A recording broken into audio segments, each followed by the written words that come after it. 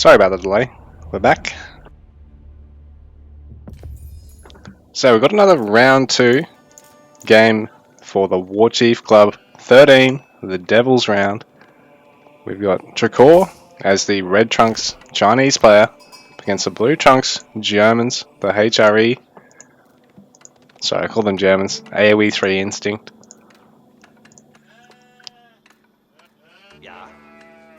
So KosdaBence immediately going on gold. Trakor just going for food for now. Getting a Imperial official moving the sheep up to the mill as well. Really efficient this way. Going to get the mill gathering to start trickling some gold, because every time villager drops off you gain 1 gold tax, which your officials will collect. Meanwhile, KosdaBence starting with a prelate, so going to be able to empower all these villagers. Was that recently added in a patch? I didn't think the prelate actually spawned at the start for HRE in PvP. I thought it was only skirmish. Has that recently been changed? Sorry, I'm only a noob. Forgive. So, Kos is actually doing the prelate run, but is actually going to move the sheep this time, so doesn't have to keep doing the prelate run. Really nice to see. So now, once Kosta pans back to the base, he's going to shift the prelate to about here. It's going to be really easy to empower the villagers on the sheep, as well as only have to shift the prelate slightly to empower on the gold or Kosda. The official can automatically just collect tax from any building in a pretty close vicinity that's got some.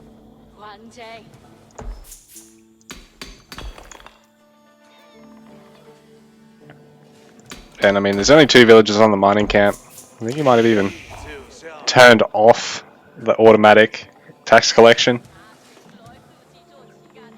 You can even supervise buildings to make them do drop off, but I've never really even seen anyone really worry about that, because tax collection out of your early officials is so much more important. It's one of your primary sources of gold generation early on. And in the mid game, it's actually disgusting how much you get out of having 2 town center, song, gathering, and official gold collection, because oftentimes you're going to actually put the I can't remember what the building is, but it's the landmark other than the Barbican in Age 2, because it actually doubles the amount you generate. You get 2 per drop off. On top of that, it's got an upgrade to increase capacity of officials to 80 from 40. But the upgrade, a bit expensive, so it tends to be a later thing. So Kosda actually using all the villagers to build while they're not gathering. A bit smart, because then he can always rally the other half back to gather now.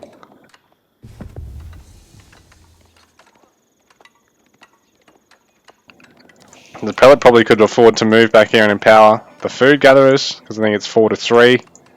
And I mean, you can really empower all these while the archon's building, so he's going to do that now. Actually, he's bringing the prelate down to empower the wood gatherers.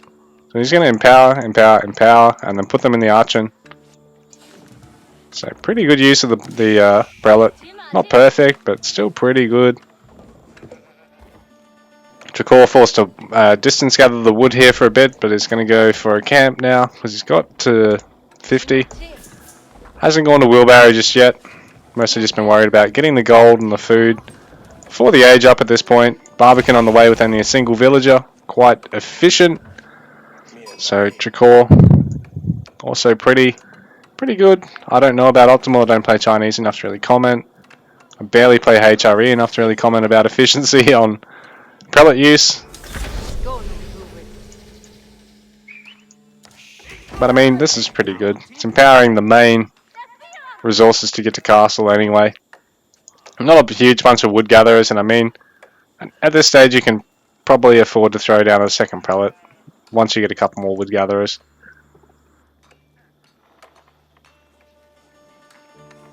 Because realistically, I mean, you probably can go for a food or a gold upgrade. Like, obviously, delaying wheelbarrow, you're going to get it now, but still.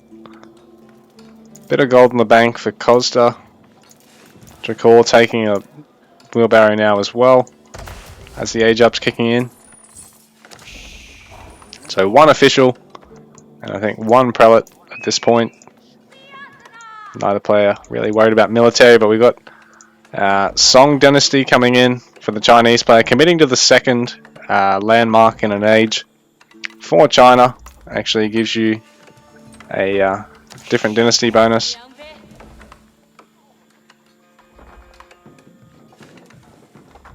So you get the ability to make villages in Tang and gives you stronger scouts with line of sight. But Song gives you access to the Zhugnu, really nice light infantry. Gives you access to granaries, which are like an improved mill. And you also get access to a crazy villager train time boost. So Trakor's actually really gonna go for that. Go for 2 town center Song. Really quite greedy, but on a defensive map like this, you're gonna get away with playing around heavy eco. In fact, KosdaBence not fielding any military this early, committing to blacksmith. Really just worrying about gathering and going for a castle age with blacksmith upgrades. Committing to a second prelate now. And Trakor going to a second official just to watch the buildings on both sides of the base. There's actually an awful lot of gold to gather out of this mining camp over here. 60. Well, there's only 11 over here, but oh, Trakor hasn't even gone for Imperial Examination, so really he probably could do a run here. Get 40 gold, and then do another run, get another 30.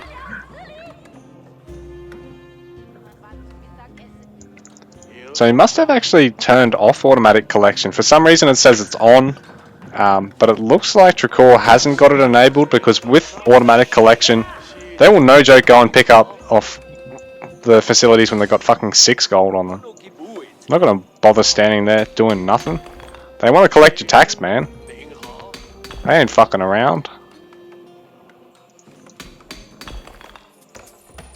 I don't know what the tax capacity is for buildings.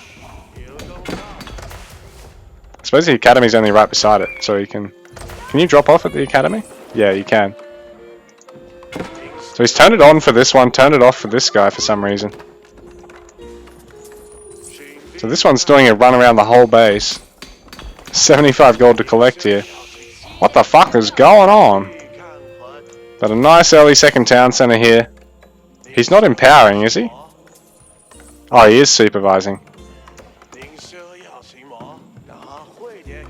Ah, that'd be why, because he was supervising. I thought he was just doing nothing. So Trakor actually, yeah, is supervising. I'm a big noob, forgive me.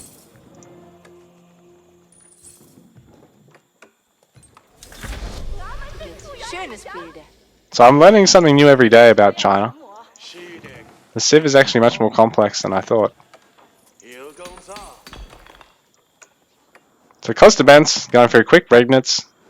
So the prelate's going to be able to start going for the relics, and Trakor at this stage has only got scouts out, so can't really respond to prelates ducking out onto the map to try and try and pinch the relics.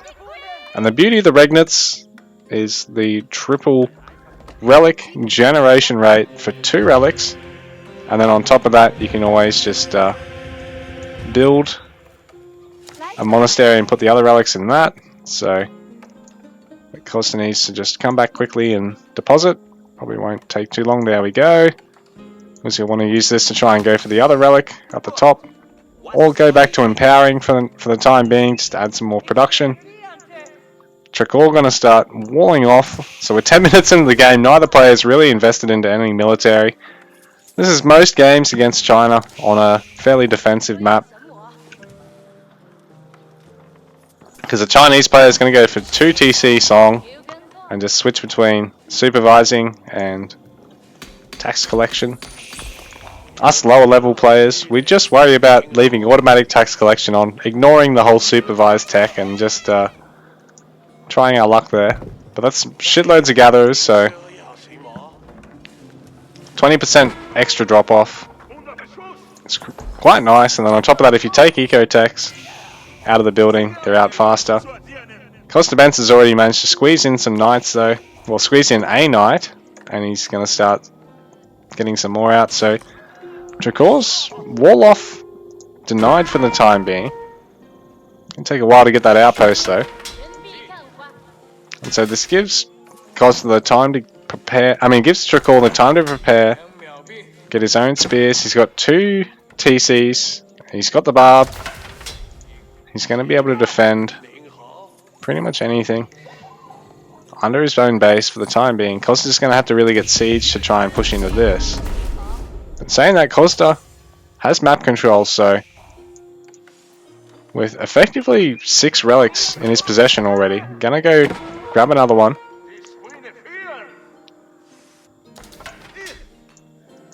But that prelate needs to be quicker. Yeah, Kosda's realised he's gonna have to send another prelate to go for the same relic. Okay, clock tower out now. Trakor gonna have access. He's not gonna commit to one dynasty, I don't think. He was gonna probably sit in Song, but in saying that, a clock tower is gonna mean buffed siege units. So nested bees with 50% improved health is nothing to scoff at. All these idlers though, this is hurting Trakor a little bit, but in saying that, he's gonna get a good surround on the knight and pick that off pretty quickly.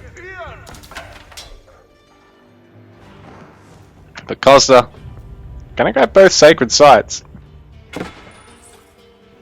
Has managed to grab all the relics? Was there a relic up here that he snapped as well?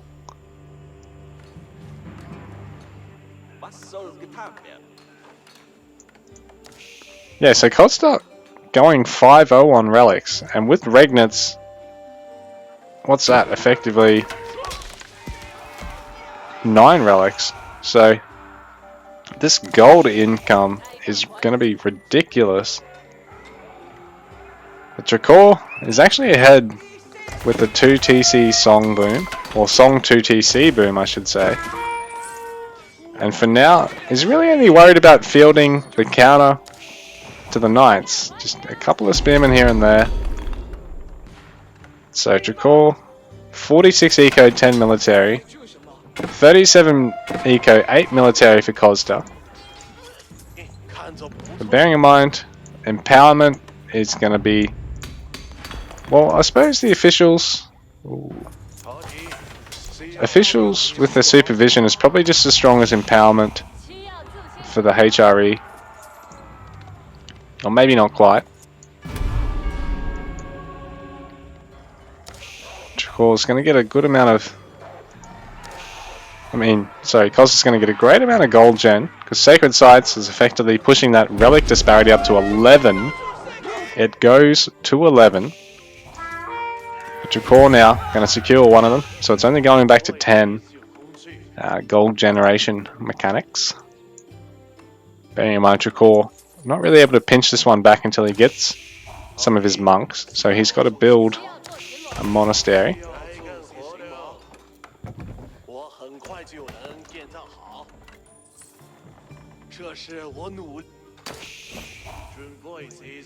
So for now, Trakor's just playing a really defensive macro game. But he is able to neutralize one of the sacred sites, and he's probably just going to see if he can get the other one for free, because if Kosda hasn't put anything on it, and he hasn't, he can snatch this back with very little repercussion. Kosda's mostly walling up the map to take his own second town center, but the Palace of Swabia actually acts as 3 town centers, and it's a cheaper Imperial Age up than any of the others, so it's 20% cheaper. Bearing in mind it's going to cost 3,600 resources for Trakor to go to Imperial. So what's that? 700 resources saved for Kosda. And right now with that relic advantage, he's now going to snatch back the villager training advantage. And bearing in mind, I do think Empower is slightly stronger than Supervision.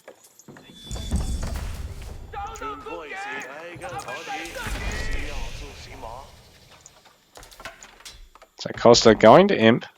But Trakor hot on his heels, still contending with score, but now he's starting to slip behind. Meanwhile, he is trying to harass.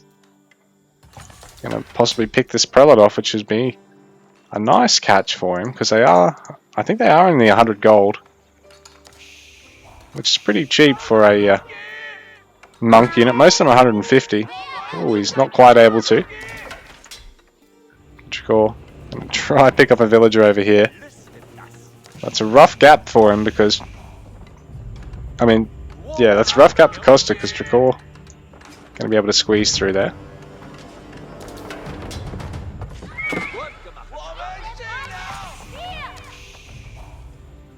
Didn't realise, but Costa's even gone from a pair of markets behind this.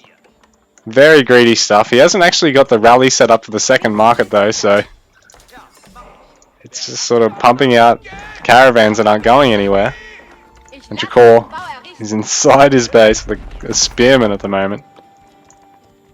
But he's continuing to be a pest on this market line. He's going to try and wall it up. He's going to try to tower it if he can. It's the Chinese with their outposts. You don't even necessarily have to get sprinkled. It's like the hand cannons are nearly as good, much stronger than the original arrow slits upgrade for the other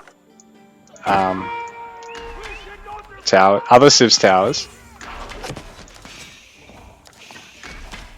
But it is slightly better. So especially now that the HRE player is committing to his own infantry, has access to man-at-arms and Lanchnettes.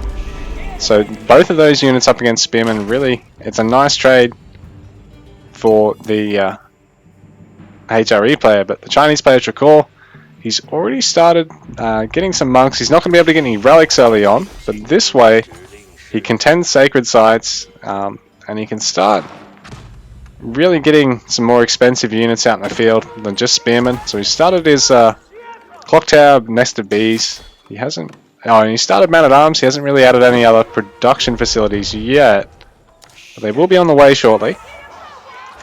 This aggressive outpost is going to be denied here by Kosda, who's adding his university now, the Palace of Swabia, doing the bulk of the villager production now. He's actually, Kosda's not even training vills out of his primary town centre. He's only worried about the Palace of Swabia because it does have that 6-second train time as opposed to 20.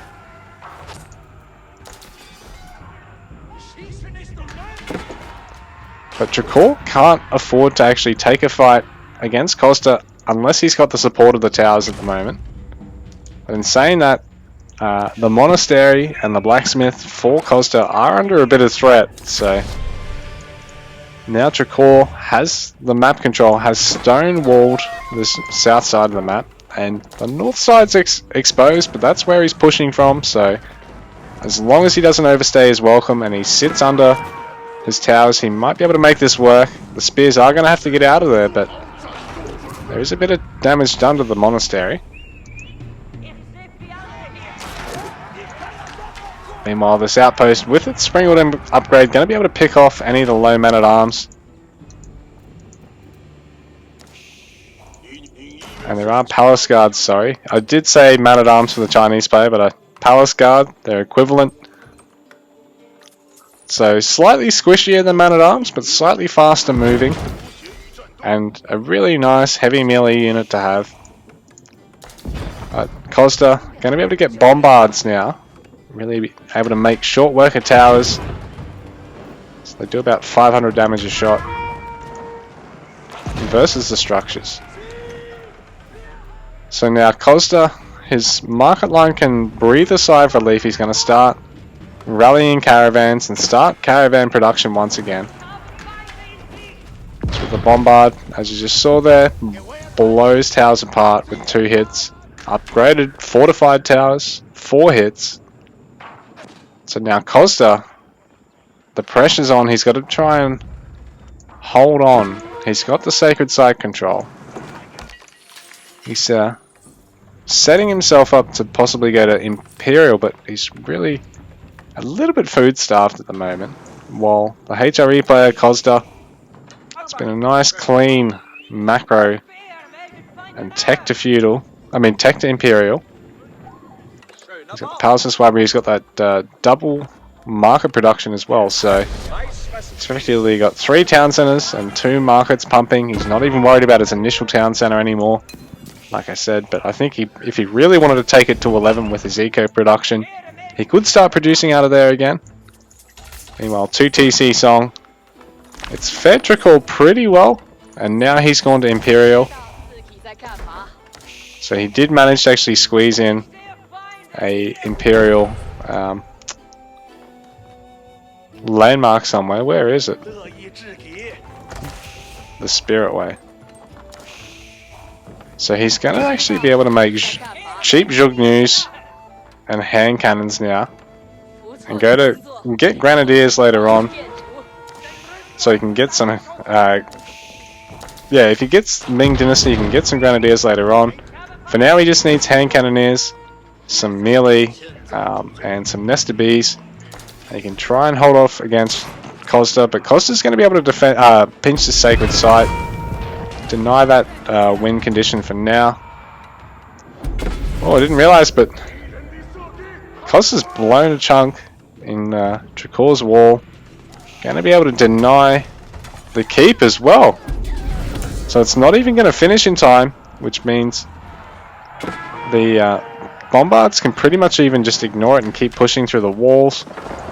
So this has gone a little bit rough for Trakor now. Though he has wiped out Kosda's north side army here, so he's going to be able to pick up these bombards, and these fellas are not cheap, but they are able to decimate the nested bees pretty quickly. So Trakor, safe on the top side of the map, but on the lower side of the map it's a bit of a different story at the moment. So the final stand, the final wall is down. Sacred Site recaptured now. But Kosda just needs to put a villager or 2 on this one and he can take this one back. Trakor now having to evacuate the lower side of his base. The clock tower could be in a bit of under a bit of threat here. So the bombards creep forward. The granary going to go down. So these are an improved mill.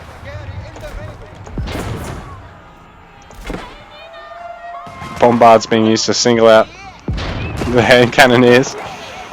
They don't really have the burst damage of something like the nested bees though, which as you can see it's devastating to a stacked up front line. Even the scout coming in to do a bit of harass. So Kosda streaming forward on both, oh no, I was going to say on both sides, but that's just a warning about a scout being picked off there. So Kosda's sacking his scouts now. He knows he's got his opponent cornered. He just needs to keep the pressure up and not push in on either side too little. I mean, not split up his army too much and find himself with too little taking an engagement. So for now he's going to just focus on the lower side of the map, being a bit of a pest here with the scout.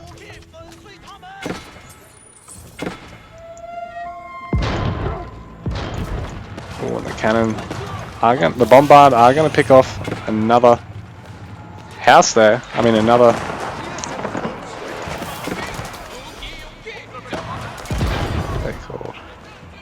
Another village. So I mean, they effectively have 4 houses, but they cost 2.5 times a normal house, and you can garrison in them. They're a bit tankier. But it's funny, this sacred site for Trakor has been completely surrounded by Kosda before he's actually worried about taking it out first. He knows he had minutes left on the clock. There's no drama. That's a good mass of hand cannoneers now. No Ming Dynasty yet for Kosda. I mean for Trakor. He's stopped making villages though. So for now, he's really just worried about these knights in his base. He's going to blow them apart with some hand cannoneers.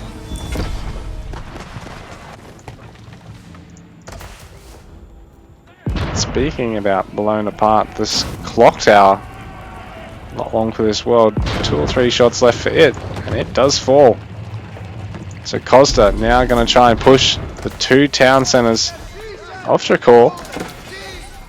And meanwhile, he is taking another raid here, so he's forcing Trakor to have to decide between trying to defend the town centers or defend his villages at the moment. So this is a really nice push for Kosda. The score's really reflecting his lead at the moment, and he is going to start whittling away at Trakor's Vil count while he takes this fight. I don't know if he's got really enough to deal with this unless he deals with the clock tower, the next of bees quickly. Oh yeah, he's going to use, he does use the bombards to pick it off, but he does lose his front line, and he may lose the bombards now. But in the meanwhile, he's dealt a lot of damage to Trakor's gathering here. So an evacuation of the gold mine, a lot of the farmvilles dead. No farming for you. Putting the mister out of a job.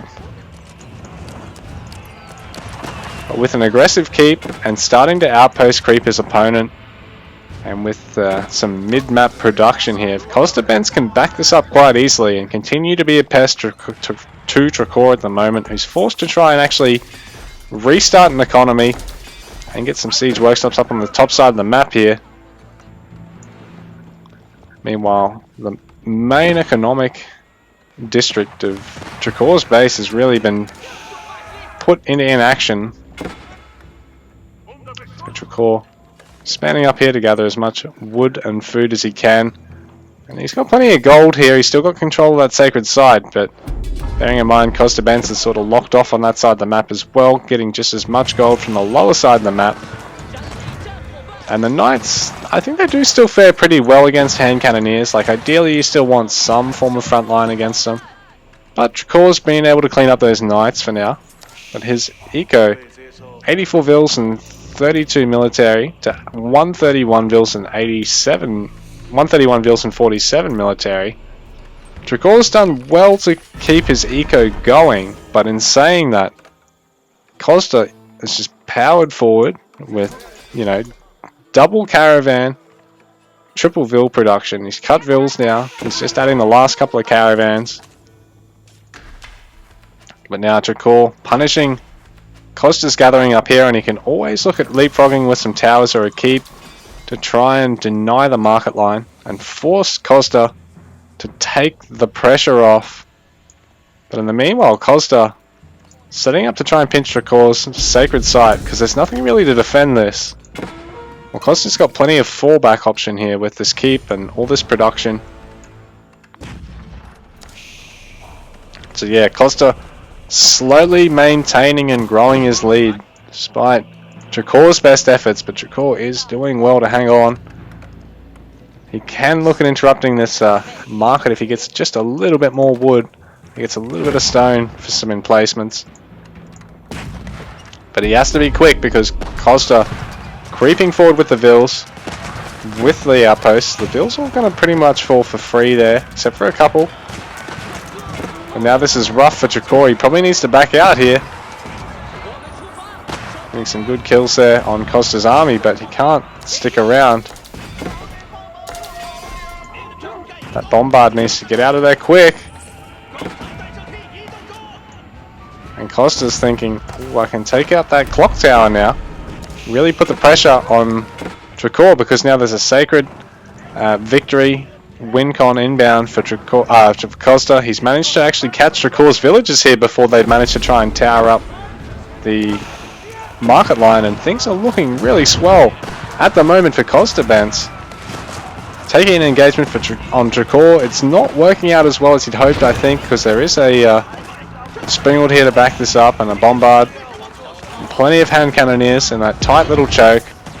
But meanwhile, one of the town centers has fallen. Another one is starting to take a bit of damage. The clock tower is getting pretty low. And now there's a pair of bombards here for Trakor. He can start clearing Kosda's creeping and start engaging units streaming in at range.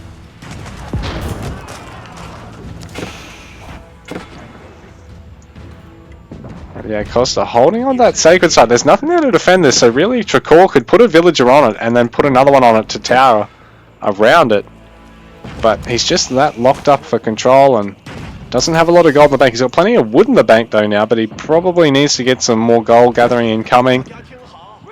Sending a lot of villagers to try and get a keep up. Might be a nice idea, but he needs to actually deny the sacred site, deny the income of it, and really try and defend this lower side of the map as best he can, because Kosda, I think, is pretty much set up with post-imp and is just looking to seal the deal now. So, oh, here we go. More blacksmith techs for Kosda. I was just saying that, but he's only got the one armory at the moment to the two of Trakor, but Trakor's not been able to afford a huge amount of upgrades as of late. He's mostly been pumping what gold he's got into this army to try and keep himself in the game. He's at a big disadvantage in terms of the relic gold gen because he doesn't have any relics, and he's up against a HRE that went Regnants. So economically things are looking a bit rough for the Chinese player in the background, who's only on 90 villagers to the 133 of his opponent. So Kosda, even with the constant trades that he's coming off second best, is able to force Trakor to tap out. GG, well played guys.